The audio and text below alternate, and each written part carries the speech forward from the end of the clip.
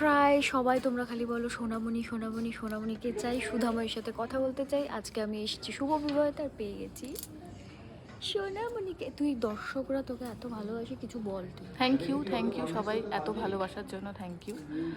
আর কি বলবো? আর কি বলবো মানে এইটা আমাকে বলে দিতে হবে, ধরতেই পারছি না তোকে আমি ঠিক করে।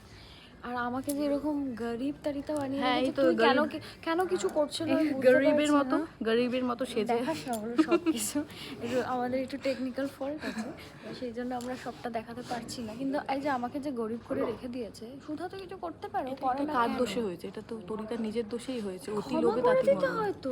এইসবের ক্ষমা হয় না। দেখেছো মানে একদম ঠাম্মির আদলে তৈরি হয়েছে এইটা একদম। তাহলে তো ঠাম্মি এত ভালোবাসে আমাকে। আমি একদমই ভালোবাসি না, কিন্তু আমি চাই আমাকে একটু ঠিক করে দে না, ততক্ষণ আমি বলতে পারি একটু দে না আচ্ছা রে। ঠিক আছে, আচ্ছা ঠিক আছে। আর তুমি একটু ভালো থাকো, তোমাকে মানে তরিতাকে তাহলে আমি তো সুধা ভালো আছি, আমি তখন সব চাকর মতো সব করে দিচ্ছি আর দিদি আরও ভাই। কিছুদিন করো, তাহলে তোমাকে সব তোমার গয়না গাটি সব তোমায় ফিরিয়ে দেওয়া হবে। তোমরা সাক্ষী রইলে কিন্তু, হ্যাঁ আমি কিন্তু দিদিভাই সব কাজ করছি, দরকার হলে আমি একটু পা ফা টিপে দিচ্ছি, তাহলে এবার যদি আমাকে একটু আমার কি বলে সুন্দর সময়টা যদি ফিরিয়ে দেওয়া হয়। দেবো, সব দেবো। তোমরা সাক্ষী রইলে, আবার পরে কথা হবে, টাটা বাই বাই।